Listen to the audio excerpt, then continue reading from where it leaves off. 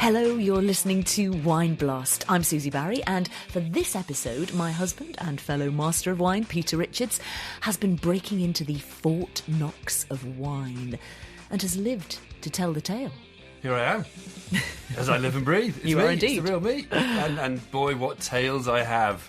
Though perhaps I should reassure listeners of a more nervous disposition that you are not going to be accessories to a crime. I was actually allowed in, so it's more a kind of peek behind the scenes than an active sort of smash and grab, if you like. Well, it must have been tempting, though, no? I mean, sneaking off with the odd wine treasure tucked under your coat? Very tempting. Oh my word, it was tempting. You know, a parallel career as a gentleman thief, you know, briefly beckoned. As these sort of stellar names of wine just swam before my eyes. But, you know, then these words rang in my head. I get searched rigorously on the way out. I test the security company that I certainly will grade their service to us based on how well they search me. So that's Vincent O'Brien, who's the managing director of Octavian Wine Services. And if he's the boss and he gets searched, you know, I had no hope. You know, me wandering out, imagine saying, me in a wine cellar with over £1 billion of wine, with my reputation. You know, I'd been locked up in the tower before you could say pre-phylloxera claret. Okay, but you did get to taste some pretty good stuff while you were there, didn't you? Let's be honest. Yeah, it's a fair cop. You know, we did enjoy some very fine wine as part of this. It was just a fascinating experience all round, really. So, you know, if you want to find out what Cheval Blanc 1949 really tastes like, listen on. And the Krug 96, and the Dom Perignon. You're trying to tell us this wasn't a jolly, aren't you? I am. I'm trying to maintain that. I wonder if anyone's out there buying this. Write me a postcard if you are. My wife clearly is not. We are going to touch on some Coche-Dury, Comte Lafon, Fourrier, Clos Saint-Jacques, and a bit of Mouton. Cheeky bit of Mouton as well. I think it's a good thing I'm not the jealous type, isn't it? Or you could have forgotten Fort Knox for wine. You'd definitely have been locked out of our house, wouldn't you? Back to the doghouse. Deary me. Again. Moving on. Anyway, and moving on. And before we get started, we did just want to mention something else, didn't we? We wanted to share some exciting news. You're going to have to forgive us for blowing our own trumpets here, but we can't help it because we've literally just seen our faces splashed all over the Radio Times, one of Britain's biggest selling magazines, where Wine Blast is show of the week. Show of the week. They're calling us unfailingly perky and wine's answer to Richard and Judy. That was fun to see, actually. You know, so thank you, David Hepworth and the Radio Times team for that. Are we perky? Yeah. Oh, okay. Hell yeah. I'm not sure I really know what perky means. You know, all I'd say is, you know, we definitely don't record on a hangover. Never. And preferably we've always got some bubbles within reach. Listen, perky's good. I'll take perky, you know. Okay. I mean, I don't think I've been called perky for a very long time, you know, and I'm very happy with it. Thank you, Radio Times and David. And of course, we should extend a very warm welcome to any new listeners joining as a result of this article, or for any other reason, quite frankly. Yeah. You are all very welcome. Everyone is welcome here. They are. This show's for everyone. So please do join in, subscribe, you know, leave us a rating and a comment. Don't be shy. Perhaps you could rate our perkiness. I don't know. I'm intrigued. Anyway, maybe we should just get on with the show. I think maybe not. And stop Let's talking not ask about for perkiness. that. Anyway, quite right. Yeah. So in this episode, we are going to go behind the scenes at Octavian Wine Services, specifically their Corsham cellar, which is a former limestone mine and then munitions dump operated by the Ministry of Defence, or MOD, during the Second World War. Nowadays, it's a site where an astonishing amount of the world's finest wines mature quietly 100 feet beneath the Wiltshire chalk. It's a quite unique facility and one of the largest of its kind in the world. Yeah, which is why when we got an invitation to visit, we couldn't say no. Or more specifically, I couldn't. I was thinking no. it wasn't we. It was you, wasn't it? The invitation was to both of us. But it I was the one but who you got the long straw there, didn't you? And we wanted to take you guys along with us, of course. And it's a bit of an odd place, I'll be honest. You know, you catch a train to the middle of nowhere, then get a taxi to even more middle of nowhere, and the taxi turfs you out at a frightening set of gates with guards. And then there's not much to see, really. Well, because I suppose It's all underground, isn't it? Yeah, absolutely. Yeah. I don't know what I was expecting. Maybe a circus above ground, maybe something. I would think they probably Statues, try and hide their door, don't they? There's not much to see, exactly. There's not much to see above ground. There's some cows in the distance. The odd building, and as far as I remember, the odd sort of missile or rather sort of artillery shell rusting away. There is a sort of sense of a military facility.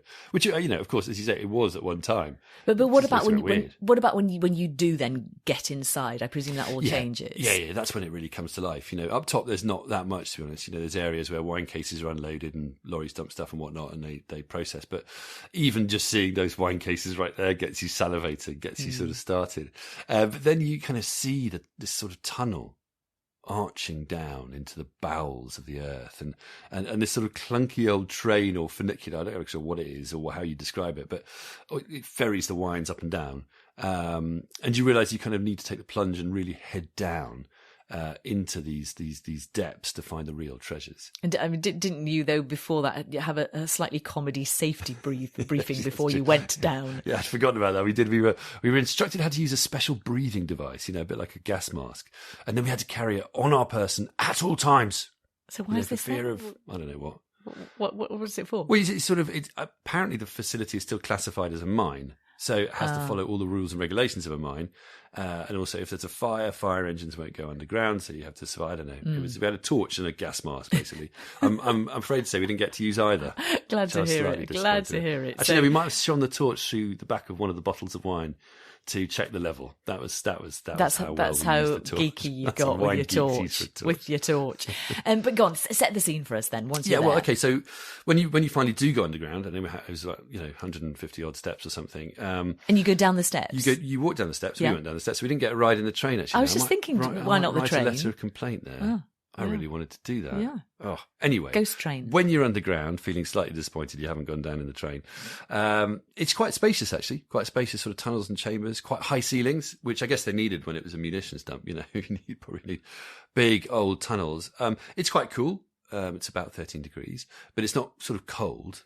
There's definitely a humid edge down there, which you sort of start to notice after a while. There are lots of sort of people in forklifts buzzing around. Apparently about 135 people work there in total. And then there are, of course, stacks upon stacks of wine cases. And you just look at these things and it's a roll call of the finest wine names in the world. And one fellow visitor who was going around described it as like looking inside someone's bank account. If you can imagine a bank account expressed in wine. In wine. I mean, but just think about it. It does sound like ideal conditions for maturing fine wine. I mean, it's probably not ideal for me. Bit cold. You wouldn't thrive. I wouldn't be super happy down there. No. But great for wine. So they have the trains and forklifts to move the wines around. What else happens down there? Well, they've got big fans to keep the air moving. We saw a photography studio. Bizarrely, but actually, as we talked about, photography is becoming more and more important. But that was for taking pictures of the wines and their cases. And why is that important? Well, it's important if you want to see the condition of your wines or fill levels, if you're buying or selling. And apparently, there's lots of demand for that service. Apparently, and of course, we found a nice corner to have lunch in. Did you indeed? And here's you claiming it was all work. And there was actually, funny enough, and now I mentioned it, there was a strange door with German writing on it. It looked like sort of wartime German writing, which is bizarre. Everyone said, what the hell's that? Apparently they filmed a sequence for the Guns of Navarone down there. Oh, interesting. Bizarre. Anyway, interesting.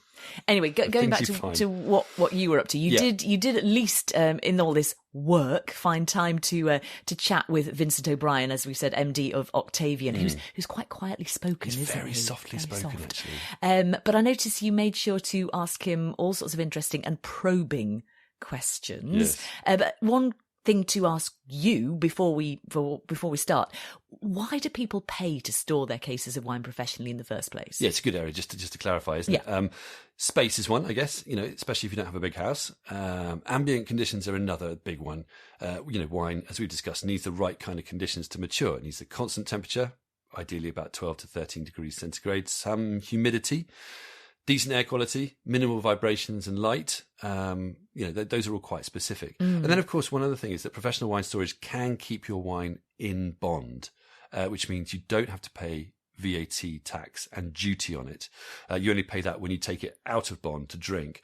But if you want to sell it on rather than drink it, it's more attractive to sell it in bond people want to buy it in bond, and also you then never have to pay the tax on it at all. So it's like when it's an investment. So we are talking obviously fine wine here, the kind of wine that matures, but that can also be sold on as an investment. Exactly. So we're talking not just about fine wine here, but also wine investment. Two things that overlap massively, but they're not quite the same things. But for both of them, storage is vital. It might not seem the most sexy or compelling topic to some.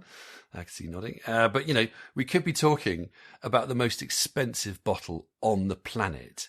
But if it hasn't been stored right, it might very well taste like ditch water. In fact, it probably will. And the fine wine market. Quite ditch water, but not as good as it should. This whole wine investment market has boomed recently. So this topic has become more and more important to focus on and discuss, which is precisely what I did with Vincent on site. And I started by asking him to describe his job. We look after the finest wine collections in the world for both merchants and private individuals. We store them underground in an old stone mine in Wiltshire. Which is where we're sitting now. Which we are. How many bottles of wine do you store here? At the moment, we've got about 9 million bottles. So we're sitting on top of 9 million bottles of fine wine. Give or take, a movement every day, but yeah. There will be a reasonable amount of champagnes and whiskies. Whiskies is an area that is growing very much over the last few years, and is certainly part of an investment portfolio for the majority of our customers now. Interesting, okay. So, if you had to put a rough value in terms of the stock you have here, what would it be? It's in excess of 1 billion. It's hard to get an accurate figure with everything and with the ages that we have. We've got over 1,000 items that are older than 1900. So getting a value on them is a little bit tricky. Right. Yeah. How do you keep all this stuff safe? With a lot of care. We specialise in fine wine, so the advantage that we have probably over a lot of other warehouses is we can dedicate ourselves to processes and procedures just for this product. It is an unusual warehousing product because it doesn't come with barcodes. It doesn't fit into the norms that normal warehousing does. Packaging is deemed to be part of the product for a lot of our customers as well. So in most warehouses, packaging is there to protect the product. Here we have to protect the packaging and the product. So the level of care that we have to put in is far in excess of any other warehouse. But what about security? I'm thinking security in terms of people breaking in and stealing some of this £1 billion worth of stock that you have. We're very lucky. We're in a very remote part of the world. We don't overly advertise ourselves. Am I allowed to reveal where we are? Well, it's on our website and that, but we're so... our location is so unassuming, people would drive by and not know we were here. The majority of it is underground. So we have very few access points. There's 157 steps to negotiate once you get underground to come back up, which is a demotivating factor for a lot of people. It's 1 million square feet.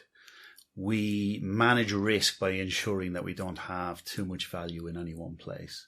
So for someone to come and pick the crown jewels, they'd have to travel a long way underground to know exactly where they are, then negotiate in the dark 157 steps back up, going against the man security we have and an alternative CCTV company. So I think we're fairly in a good position. I have heard you described as the Fort Knox of wine, and certainly security was quite tight coming in. I certainly found that, which was good to know. And we have that part of our culture. I get searched rigorously on the way out. I test the security company that I certainly will grade their service to us based on how well they search me. Interesting. Have you ever tested that out and tried to take a bottle? We have tested it out in many different formats. Have you? Yes. So have you been caught? As it were, taking out a bottle of wine? We've found that they are a very good security company. Okay. You're not going to tell me anymore, are you? I'd love to see footage of that. But you mentioned you have some wines pre-1900s. Can I ask you what is the oldest, rarest bottles you have here? We've got a 1775 Madeira. And, The one thing I'd like to get across to people is we're wine storage experts. We're definitely not wine experts. There is a very big differential between the two. We appreciate what we store, but I bow to greater knowledge on the product.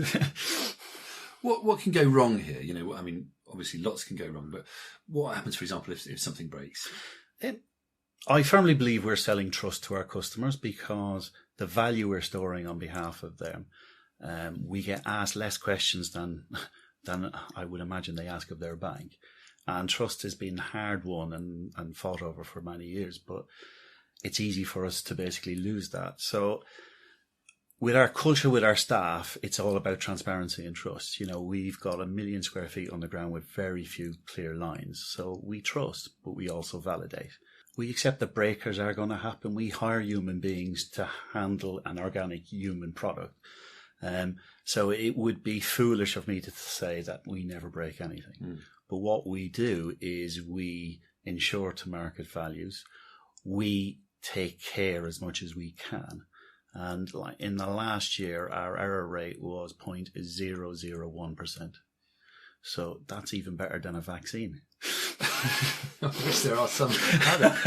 How on earth do you manage to make it that low? I mean, the accident rate in our household is much higher than that. So well, tell me some tips.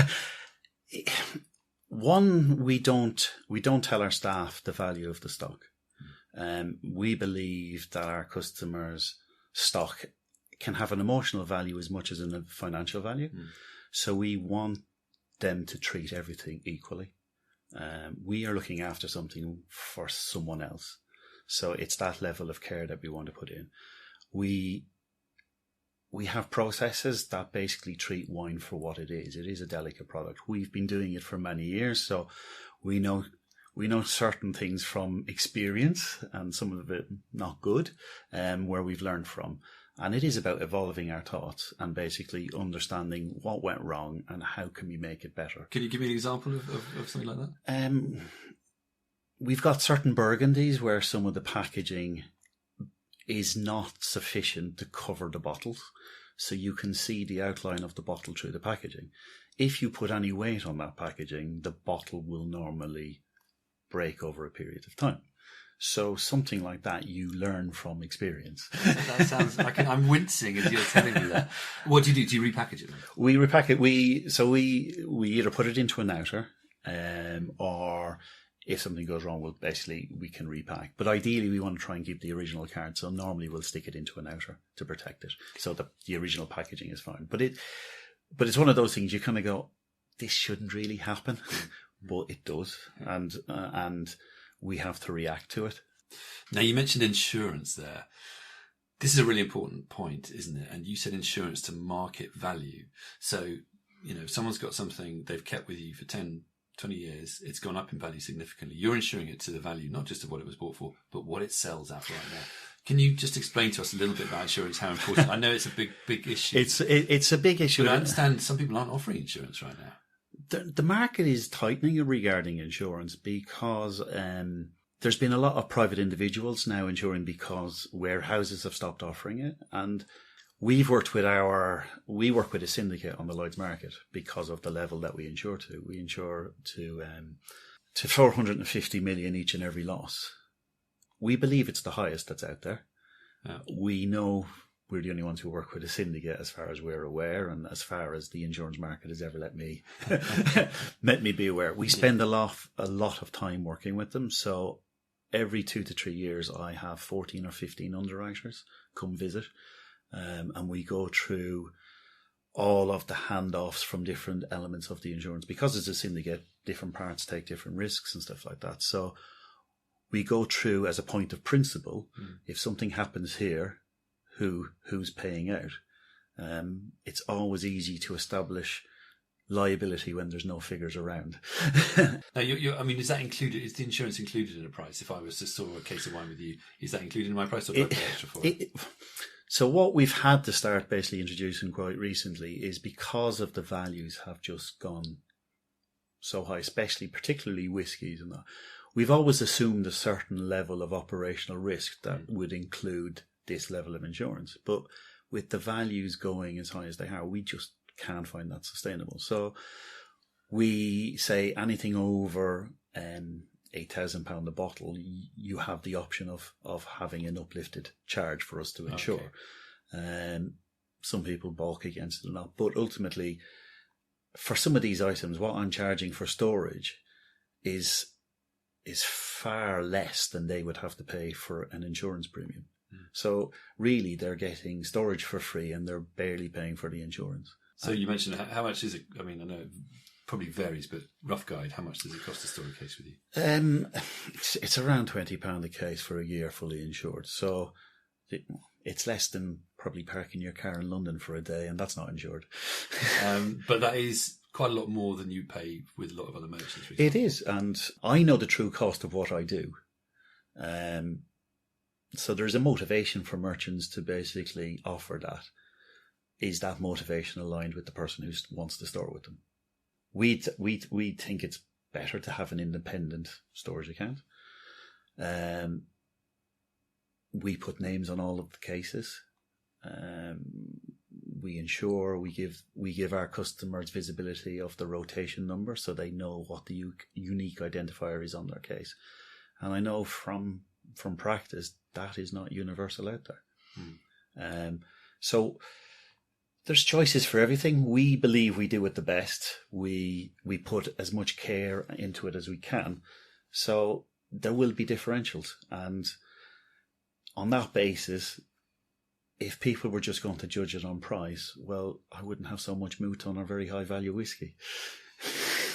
So tell me about this place where we're sitting right now. You know, what is it? Why is it special? And how did it come to be a wine storage facility? The reason it came to a wine storage facility, we've got an owner who believed that fine wine needed to be treated differently within the general logistics. So he saw that fine wine was being sat in warehouses beside detergents and stuff like that back in the day, and he saw a gap, and he came across Corsham and put the two together and thought, okay, this might be a good idea. And when you talk about the owner, is this the landowner? It's and the owner of the business. Yes. And the owner of the business. Who is, sorry? His name is Nigel Jagger. He's our chairman, and it's his family that basically own. Okay. So he found this as an opportunity. What made it unique was when the MOD had it, they put miles and miles of ducting in, which allows us to control the airflow underground. Ducting, sorry, pipes. Pipes that are basically able to force air around the mine. So why did they do that?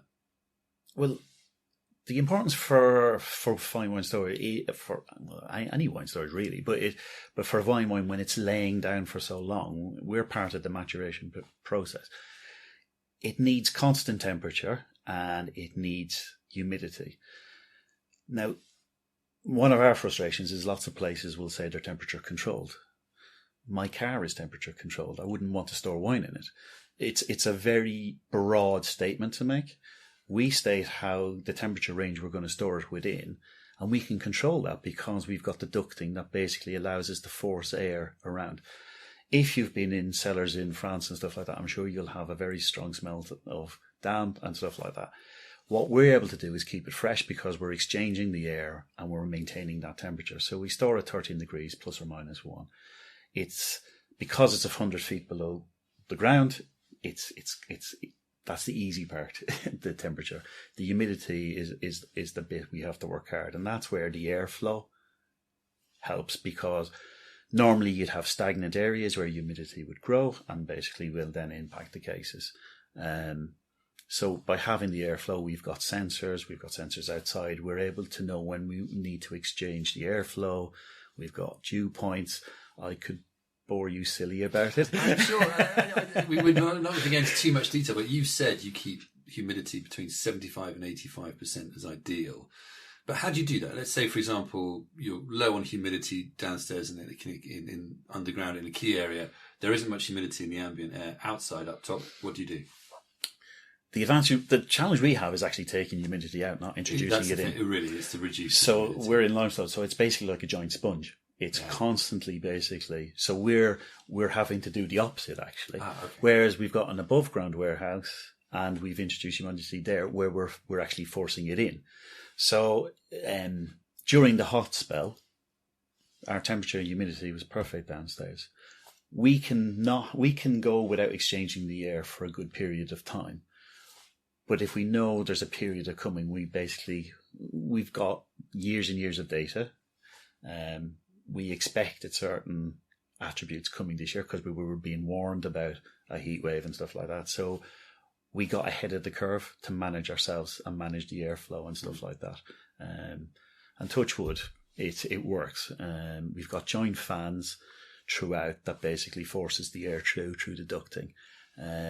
We've got a large maintenance team that basically is just going around looking after it. We've got readers throughout so that we can basically read what it is in any given point. But if you need to reduce humidity, it's fans to it will air. be exchanging the air then. Okay. And you also talk about fresh air. Mm-hmm. You've mentioned that you don't want stagnant air. Again, is that just a question of air replenishment? Air replenishment and stuff like that. But also I think the advantage that we have, we're out in the middle of the countryside, so the quality of the air that we're bringing in is quite good too. It's not clogged up with pollution or anything else. That's really interesting because obviously wine investment is a big hot topic right now. Lots of people investing, so buying wine to store it to then sell it.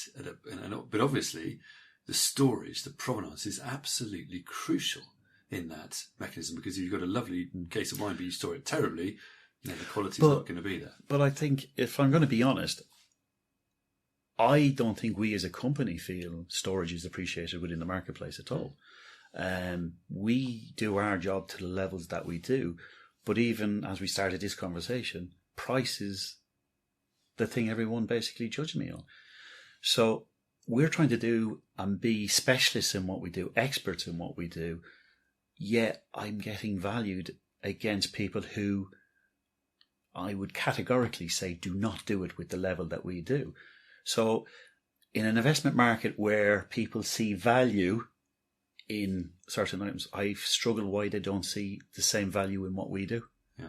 So you would say people are not valuing the role of good quality storage in wine investment well enough. I certainly think there's a lot of room for it to grow. How does this facility rate globally in terms of size and suitability of storage? You must have some sense of that. Is this the biggest, most sophisticated wine storage unit in the world? I'd like to think so. I'd like to think that we put more thought into it than anyone else does. I certainly would say that our stats about error and issues are far in excess of what anyone else. And I know some of my customers will probably be there going, maybe disputing what I'm saying, but I am a metric type of person and I do measure, and my staff would gladly tell you that I do hold them to account against metrics as well. I don't live in a bubble. I want to know what we can do and what we can improve. But in terms of size, amount of bottles stored in one site, you must be one of the biggest in the world. I believe we are. Okay. How profitable is this business? We've talked about prices and value. How profitable is it, the business of wine storage in general? I think with the level of risks that we are taking on and the responsibility taking on, I think we're getting to the point of profitability that we should be at. I think some of our customers would probably say I'm too profitable. But if I'm going to basically ensure and take the level of responsibility that I am taking, developing what we are doing, if you look at it at other markets that are dealing with investment products, the rate that we're charging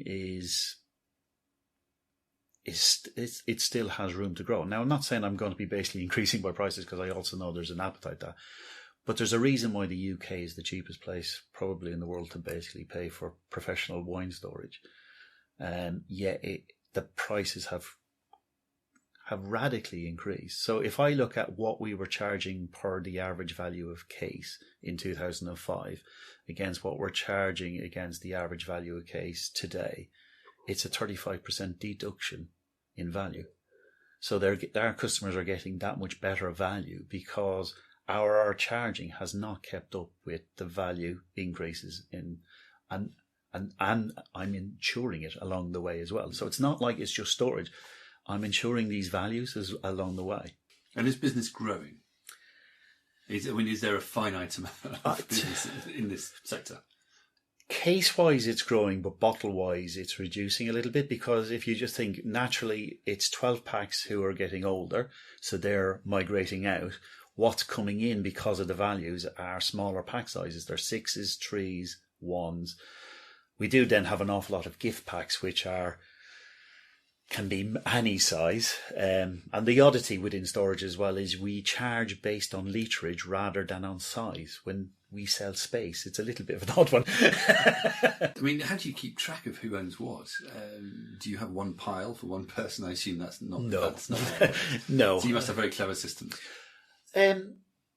To be fair, they're normal. That bit is fairly standard within any warehousing. Every product's got a unique identifier, either a rotation number or the customer's name on it. And that always kind of surprises me that people don't have their names on cases. I'd always want to have my name on my case.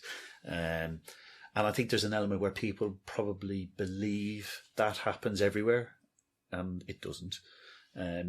But we also encourage our customers to come in and get a feel for what we do, to get a bit of context of what we do, how we do things, and how well we look after their stock. So that's interesting. So obviously you store for a lot of merchants, a lot of businesses, but you do offer a storage service for private individuals. If I buy a case and I want to store with you, I can come and do that with you. Yep.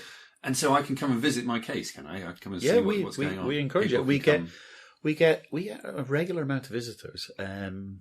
Before COVID, it was getting to be probably a visit once every 2 or 3 times a week, probably, it was getting to. It kind of diminished off and it's starting now to build up again.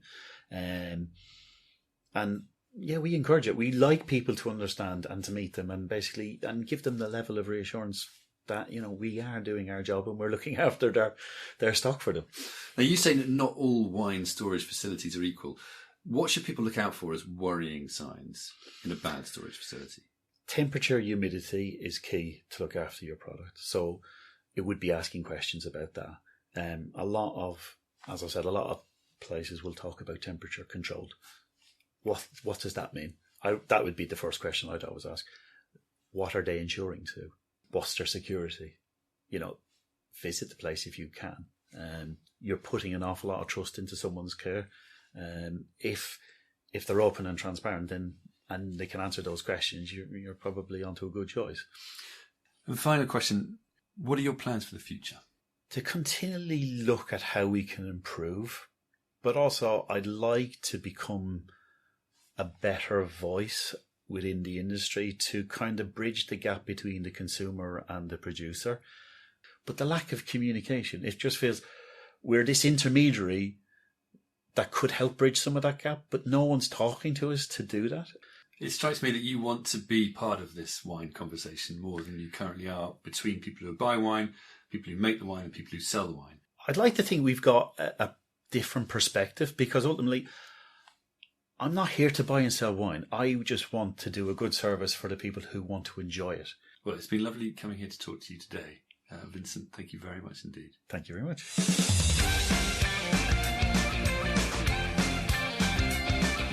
9 million bottles, over £1 billion worth. That is a lot of responsibility. It is, isn't it? It is. Apparently one whiskey bottle, Vincent was telling us, that they stored there sold for 1.2 million recently.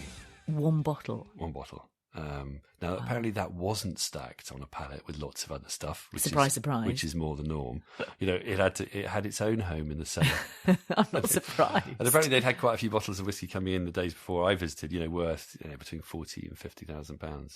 It's slightly insane, isn't it? You can really understand why insurance is so important, can't you? Yeah. It's vital to check insurance. Again, maybe not the sexiest topic, but really, really important here.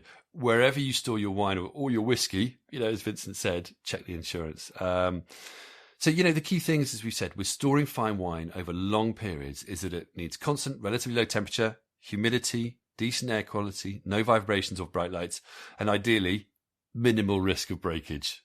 So, storing it nowhere near you, basically. True. But all of that And insurance, And obviously. insurance, But Susie Barry's handling your wine. Get some insurance. get the best insurance you can get. But interesting too, he said that you could go, I like this bit, you can go and visit your wines at Octavian. I didn't know that. And they actually encourage it. Yeah, I didn't know that either. That's fascinating. I guess it's a good way of doing your due diligence, isn't it? You know, if you're storing valuable or precious bottles anywhere, it makes sense to go and check these things. And you can have a fun day out at the same time too. As you know, I'm not sure everybody would get quite the same wines that you did, though. Maybe not. But there are, there are a couple of things to discuss from what Vincent said. First off, costs. Now, clearly you touched a nerve there. Vincent perhaps doesn't feel that good wine storage is valued as it should be, and I mean that in all senses of the word. But what's the context of wine storage costs? Yeah, good point. If you're taking value in a monetary sense, and I see your multiple meanings there, if you want to store your wine with Octavian as a private individual customer, prices start at £23.76 per case per year. That's including VAT. Very specific. And they go down to about £20.77 if you have over 100 cases. Wow. There's a minimal, and those are both including VAT. There's a minimum annual charge of £100, and that's per case is per 1 to 12 of the same bottles packed together, and those prices include insurance, personal labelling on the case, online account, and various other things as well. Okay, so what about other storage options then? Yeah, it does tend to be cheaper elsewhere, if I'm honest. If you store your wine via a wine merchant, so for example, someone you're buying it through. They tend to charge between £9 and £20 from what I can find out. Though most tend to be 10 to 12 or maybe a tiny bit more per case per year. Okay. And funnily enough, your case could end up in Octavian if that merchant uses them as their storage facility. Yeah, albeit at a slightly cheaper rate. But Vincent argues, doesn't he, that you get a better service if you store with them privately rather than through a merchant. Yeah. And also that Also, he says their fees haven't actually gone up nearly as much as wine valuations or prices have gone up. Yeah, that was an interesting that's one, his wasn't argument. It? I'm not sure raising wine storage fees in line with growing wine valuations wouldn't necessarily be feasible, Not really. It's still a case of wine. Maybe because anyway, insurance and whatnot. But it does give you an idea of why the wine investment market is booming, doesn't it? With the valuations. Now, talking of wine investment, I wanted to pick up on something else. He talked about packaging a bit, which can be important for investment grade wine, can't it? Yes, But isn't it difficult to keep that pristine when it's stored underground in a humid environment? And equally, actually, and conversely, if you like, you can store a wine really badly and it's still going to look great. Or could still look great. It's a really good point, and we did discuss this. Vincent said he's a firm believer in looking after the product, not the packaging. Which is what we'd argue is clearly the most important issue too, from a wine lover's point of view. But there is kind of an inherent conundrum in storing investment grade wine, because the customer, you get the sense on one hand, wants the wine itself to be in perfect condition. Of course, it goes without saying. But in order to have that, you need it to be stored in a humid environment. But on the other hand, they also quite often, as far as I understand, demand that the packaging is also in pristine condition, to help sell the stuff. But that's not always the case after it's been stored, for a number of years underground. No, as anyone who's tried it knows. Well, no, and when we've talked to we've talked to a number of merchants who've mentioned this issue.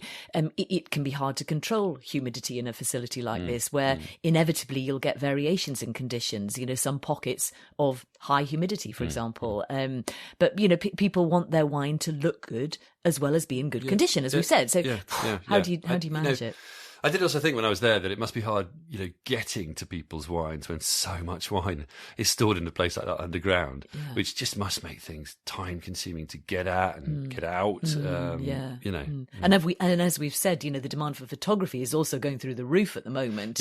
One merchant we talked to said it's gone from, I think it was a few hundred photos to thousands a month. Yeah, I think Vincent said they were taking something like 10,000 images of cases and bottles a month. And that's specifically so people can check what they're buying or selling. Again, maybe a sign of the growth in wine investment recently. I think so. But we spoke to several wine merchants, didn't we, just to get another perspective on this whole issue of wine storage. And some merchants we spoke to are moving, for example, to their own facilities or specially designed units within other storage facilities for greater control and accessibility over their own customers' stock as the market changes and evolves. Yeah, that's a really important point. The market is changing and evolving, particularly at the moment. There's also a bigger point here, one that Vincent made.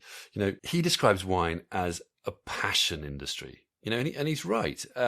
Wine can be quite traditional, and there's lots of kind of associated romance, I guess you could say. But he was clearly desperate for wine to modernise a bit, sort of become more transparent and accountable in its dealings.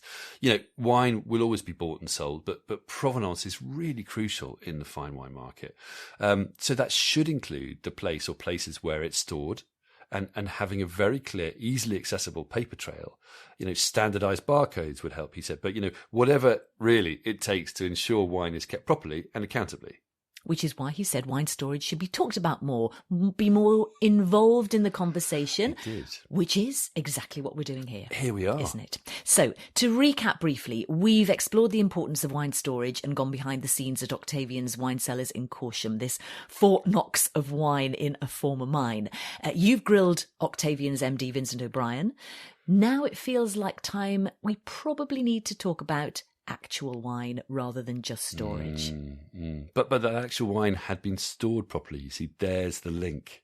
It's all work. Your accusations earlier were calumny. I can't believe you're going to tie this to work. I can't lie. No. We were treated to some serious wine treats, but on this particular day, we're talking, aren't we? This day on this particular day when I visited. But before we get into the wine treat, I wanted to share a little audio treat. Is it you? Perhaps. That makes it sound very conceited. It's me, but it's me 3 sheets to the wind after this most epic tasting and lunch that we had underground in Octavian Cellars. I did debate whether to share this, but I've been persuaded. Let's put it that way. You like oversharing, don't you? We're all about oversharing here. We all know that. Now, in this clip, I am clearly talking a lot of nonsense, but please just go with me on this. I'm clearly also forgetting my mic etiquette, hence the poor sound. I'll stop with the apologies now, but here we go for the comedy value. So I am currently 100 feet under the Wiltshire turf, and we have just enjoyed the most amazing lunch featuring some stunning wines. And I have to say that the one that has made the biggest impression on me was the Chateau Cheval Blanc 1949, a piece of history, really. And it tasted beautiful. Just the most uplifting, elegant, ethereal wine that is the kind of wine that just makes you think about wine in a slightly different way. It makes you have a fantastic connection to the people around you because you're sharing it all, this magical experience at the same time. And it's just delicious and life-affirming. One of those unbelievable wine experiences. And it's quite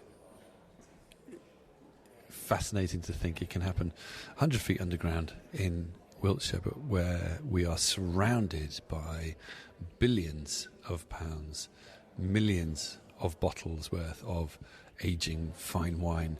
What a place, what a thought, what a notion. And this issue of wine storage, of storing wine properly to age well and become these incredible, memorable, life-affirming bottles of the future, that's quite a thought.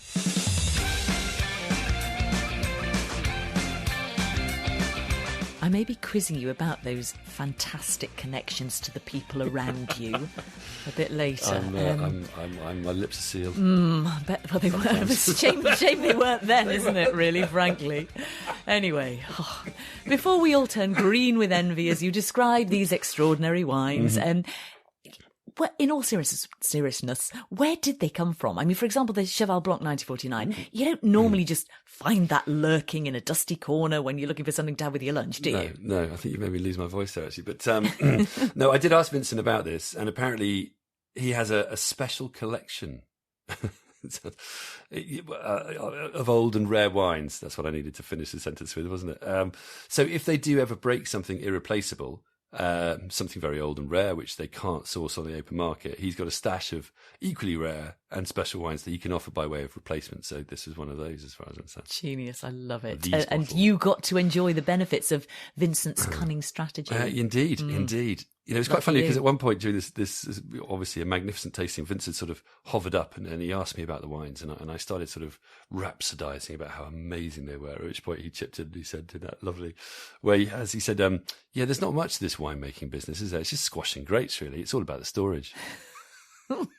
I love him. Go on then. So what about this Cheval Blanc 1949? Tell us. Okay, all tell right. Us, so tell apparently us. the 1947 is the legendary one, but 1949 was a good vintage too, and this bottle was mind-blowing. But you're not usually, and I have to mention this, you are not usually a big fan of Cheval Blanc, are you? Well, Let's 'cause I be drink honest. it so regularly. You do get to taste it. I mean, within the context of sort of some of the world's nicest wines or best wines, finest wines that we've been lucky enough to We don't want to sound too taste. pretentious here, but we do get to taste it quite a bit. You've I've tasted never, it, yeah. never been a massive fan. It's absolutely true. And I remember, you know, when you came back after having one lunch and you'd had what was it, the 1966? 1966. It was very. That was. Did you have another one as well? Was Great. That was the one. Yeah, Okay. yeah. It was just phenomenal. And you were going crazy about it, and I was like, you know, I just don't get it. I don't see it. I'm sorry, I've never seen it. You know, I suppose the most vintages that I've tried, I've tasted young. You know, which is what we normally do. We taste yeah. them maybe on primeur kind of. Yeah. I mean, I have tasted some with a bit of age, but even then, it's never really done it for me. So, you know, I tend to either like the kind of structure and tannins and complexity of Cabernet Sauvignon or Left Bank Bordeaux, or the elegance of Burgundy, or maybe even, you know, the kind of really brilliant Loire Cabernet Francs. But, you know, Cheval Blanc, like a lot of Right Bank Bordeaux, I'm going to go on the record and say this, actually. I'm going to say this out loud. Right Bank Bordeaux really just tends to leave me a bit cold. And I'm going to duck my head and put on my tin hat at that point. But clearly not this one. Here we go. This is what might save me. Exactly. It finally made sense. You know, for example, I'd never liked PX sherry, that really sweet raisiny sherry. It's a bit different to Cheval Blanc, though, isn't it? Just bear with me until I had a 1914, and that just took 100 years for it to soften and mellow and actually become a bit savoury as well as sweet. I have to say, you do tend to like your wines a bit older than I do anyway, because Maybe, you often say actually. it's too young, and I think, well, maybe. not for me. But anyway, this finally made sense. sense. Cheval Blanc made sense to me. So after 70 plus years, it was just so elegant. But what it was about it was absolutely sort of Burgundian, if you can describe it in that way. If the Bordelais will forgive me for that, it was earthy and sappy and forest flory. It was there was sort of the tobacco and cedar and fine, firm tannin you'd expect of Bordeaux. It's still very Bordeaux, but it had a kind of warming spice and a sort of haunting lift and lightness to it. It was so complex. It was so persistent. It definitely a wine that affects you on an emotional level, as you can probably tell. You know, you can't. It's one of those wines you just can't remain unmoved when you're presented with it, when you experience it, when you taste it. No one there was unmoved. We were all thoroughly moved. That sounds weird. I'm going to move on. But it was just so, I don't know, it was so alive. It was vibrant. It was just a great moment in my wine life. You know, undoubtedly one of the very best Bordeaux's I've ever drunk, and one of the very best wine experiences I've ever had. Or probably ever will, frankly. Maybe. And you did try it, didn't you, alongside the 1998, so a much younger version. Yeah, but 1998 obviously is a legendary vintage, especially on the right bank. And that wine was really impressive. But yeah, I'm afraid it didn't hold a candle to the 49. And it was maybe a little bit like that with the Moutons as well, the Chateau Mouton Rothschild. We had the 1996 and the 1986, you know, both lovely age-worthy vintages. Quite classical in style, I suppose, aren't they? Both cooler years. And, you know, impressive, but they just paled after being served after the Cheval Blanc, which was the right order to serve them in, I guess. But yeah, they didn't really stand a chance. And it's strange because Mouton is, you know, as we know, often quite a showboat of a first growth, isn't it? It's quite opulent and exotic in style by nature. But these were wines that were just a bit taut and a bit tight. I mean, I suppose you could argue that was due to good storage, you know, they're aging slowly, but they didn't really shine. It was also probably, dare I say it, just a bit cool down there to be serving the reds, wasn't it? I mean, 13 degrees. Yeah, actually, now you say it, yeah, it probably was, Particularly actually. those wines. Yeah, that may well have had something to do with that, actually, especially with the heavier reds. The slightly the more heavier Cabernet, ones, Cabernet based. Yeah, that's true. Because we did have other reds that we tasted, but that were impressive. But thinking about it, they were also in that lighter style too, I guess, which might suit serving a bit. So cold. go on, tell us. All right, which sorry. ones? So I'm dropping the hints. Which ones? So the Domaine Fourrier, Clos Saint-Jacques 2005, was breathtaking. Unreal. It was just so poised and elegant and hugely complex. It just, sang. It was savoury and sappy and vibrant. It's exactly what you want from Burgundy, a combination of lightness and grace with, intensity and sort of urgency. And it really did show up the Drouin La Rose Latricière Chambertin, also 2005, which was more a kind of bodybuilder of a wine, really sort of dark and muscular. And yet, it might soften over time, but you got the sense it was just trying too hard. And you had it against this wonderful example of something that was just light and sprightly, but so magical at the same time. I'm gonna go on the flip side now and try to stop us all feeling this massive FOMO, because you did have a bit of a disappointment in all of this, didn't you? Well, yeah. Please tell us there was some disappointment there on the white Burgundy front, wasn't it? There was, yeah. The Comte Lafont Meursault Genevrières 2004 was absolutely knackered. It was oxidised. As were you by the end of the day, I have no doubt. It was a competition between me and you the were wine. Oxidised, I mean you were knackered. Which one was more knackered? I'd heard that they'd had, what we discussed at lunch actually, that Comte Lafont had pre-mox issues of wines oxidising before their time, especially with the 2002 that's premature oxidation vintage, exactly. And I know 2004 wasn't a great vintage, but even so, this was pretty dead, and it was such a shame for a legendary producer. I really haven't tasted very much of their wines, if any. The odd one, I think. But the Coche-Dury white Burgundy, same vineyard, same appellation, Meursault Genevrières, but from 2010 was, spot on. Sorry, back to FOMO here. Toasty, nutty, reductive, struck match, Being really picky, I'd have loved a bit more intensity on the palate, especially what I imagine the price is. But, it was pretty special. I mean, but even at crazy prices, we all still want value for money in the context, don't we? You still want to be blown away, don't you? Yeah. If you're spending a lot of money. So what about the fizz? Yeah, okay. We haven't just talked to finish about off, we got to compare Dom Perignon 1996 with Krug 1996. So 96, as many of you will know, was a vintage where lots of really opulent, showy, flashy styles of champagne were made. And it was interesting because the DP was, it was solid, it was good, it was very correct, it was relatively complex, but it just wasn't thrilling. The Krug was a total contrast. It was rich, it was hedonistic, it was hugely complex, tobacco, roasted peach, white chocolate. I mean, it was just, but underneath it all, there was this incredible, vivacious, grounding, sort of tense acidity and minerality right at its core, almost a sort of salty saline finish as well. Maybe a bit tarty, maybe a bit showy, but hell, I don't care. That wow, stunning. So I'm going to guess that if you were going to pick your top 3 wines of the day, it's probably there, isn't it? That one. Yes, you're absolutely right. So top 3, tough, but we're going to go with obviously Cheval 49 first, Krug 96 second. Then I think the Fourrier Clos Saint-Jacques 2005 third. Excellent. Thank you. My pleasure. We all officially hate you now, yes. but at least it does explain why you were slurring slightly on the audio. It was just going very slow, wasn't I, to check that I said the words in the right order. Anyway, I still haven't really got over the experience, to be honest. As you can probably tell, still a bit I don't think any of overexcited. us has. But, let's leave the hate to one side just for the moment. I hope you guys have enjoyed nosing around the Fort Knox of wine with us in this episode. We've learned a lot along the way. It was fascinating to hear from Octavian MD Vincent O'Brien and talk about the importance of storage for fine wine. It was also great to see this sort of amazing place to store fine wines on a long-term basis and talk through some truly special bottles. And I can personally attest that even the finest security systems in the world can't detect vast quantities of fine wine when it's sloshing around my stomach, and that's why they let me out. Did we need that? That's the only way. That's the way to get it out. Oversharing. No, don't.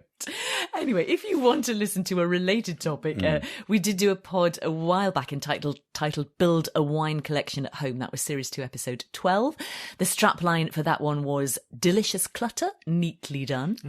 But we did touch on professional wine storage a bit there as well, didn't we? Yeah. You could also listen to our episode on investing in wine, Series 3, Episode 9. There's some intriguing stuff about wine storage in there too. Yeah, but thank you for joining us, whether you're a new or an existing listener, we really appreciate you spending time with us. Do get in touch if you'd like to. Details of how to do so are in the show notes or on our website, susieandpeter.com. In the meantime, cheers to you.